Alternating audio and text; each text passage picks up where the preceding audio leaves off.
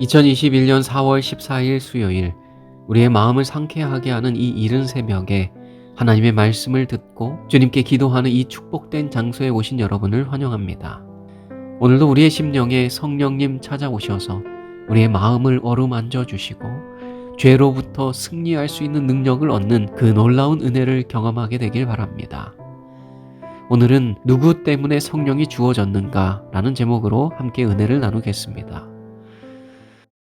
오순절날이 이미 이름에 저희가 다 같이 한 곳에 모였더니 호련히 하늘로부터 급하고 강한 바람 같은 소리가 있어 저희 앉은 온 집에 가득하며 불의 혀같이 갈라지는 것이 저희에게 보여 각 사람 위에 임하여 있더니 저희가 다 성령의 충만함을 받고 성령이 말하게 하심을 따라 다른 방언으로 말하기를 시작하니라.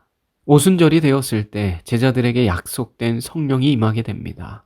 오순절은 50일째 되는 날이라는 뜻입니다. 6월절에서 50일째가 되는 날이 바로 오순절입니다. 6월절에는 어린 양이 죽임을 당해야 했습니다. 희생 제물인 어린 양은 예수님의 대속적 희생을 표상하는 것입니다. 그래서 예수님께서 우리를 대신하여 십자가에 달려 돌아가신 날 역시 6월절이었습니다.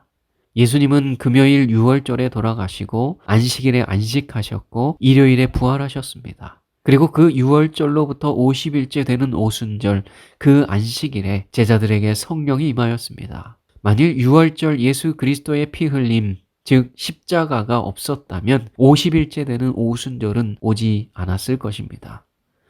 어린 양의 희생이 없었다면 오순절에 성령 강림은 있을 수 없는 일입니다. 성령은 예수 그리스도의 희생으로 말미암아 우리에게 부어진 것입니다. 성령 강림은 제자들의 공로로 내려진 것이 아닙니다. 예수 그리스도께서 십자가에서 죽으셨기 때문에 그들이 성령을 받을 수 있었던 것입니다. 베드로가 성령 충만함을 받고 사람들에게 나가서 설교를 했습니다. 그 설교문에서도 우리는 이 사실을 발견할 수 있습니다.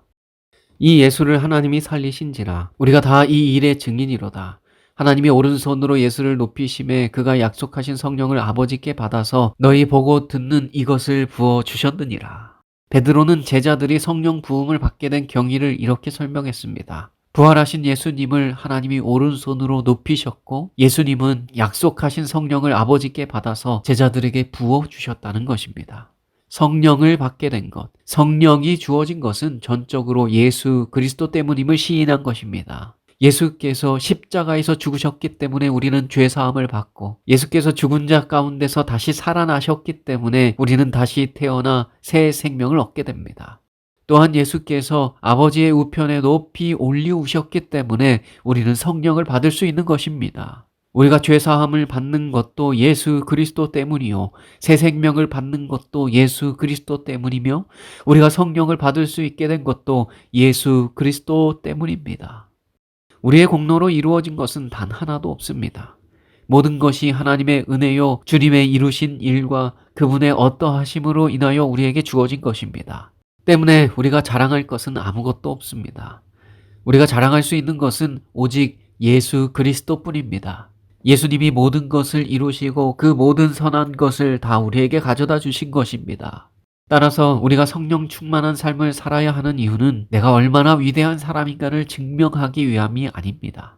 내가 얼마나 거룩한 사람인가를 증명하기 위함도 아닙니다. 내가 얼마나 성령을 사모하며 성령을 간구하였는가를 나타내기 위함도 아닙니다. 우리가 성령 충만한 삶을 살아야 하는 이유는 하나님의 아들의 위대하심을 나타내기 위함입니다. 하나님의 다함이 없는 사랑을 나타내기 위함이며 하나님께 그 모든 영광을 돌리기 위함인 것입니다. 성령 충만함은 우리의 공로로 인함이 아닙니다. 값없이 우리에게 부어지는 하나님의 은혜인 것입니다. 성령 충만함은 예수님이 다 그 값을 치르고 우리에게 공짜로 주시는 선물입니다.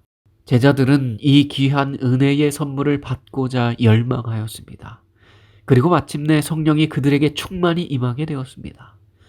성령이 충만히 임하게 되자 제자들이 어떻게 되었을까요? 사도행전의 말씀입니다. 성령의 감화로 참회와 자복의 기도가 용서에 대한 찬양의 노래와 뒤섞였다. 감사와 예언의 말씀이 들렸다. 온 하늘은 비할 데 없고 이해할 수 없는 사랑에서 우러나오는 지혜를 굽어 내려다보고 찬탄에 맞이 아니하였다. 놀라 어찌할 바를 모르며 사도들은 사랑은 여기 있다 라고 부르짖었다. 성령이 제자들에게 임하자 그들은 먼저 참회와 자복의 기도가 나왔다고 했습니다. 용서에 대한 찬양의 노래가 나왔다고 했습니다. 감사와 예언의 말씀이 터져 나왔다고 했습니다. 사랑은 여기 있다고 부르짖었다고 했습니다.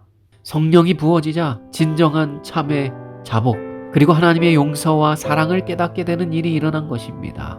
성령이 부어질 때 우리의 입술은 하나님의 사랑을 찬양하게 됩니다. 감사가 흘러넘치게 됩니다. 예언의 말씀이 충만해지게 됩니다.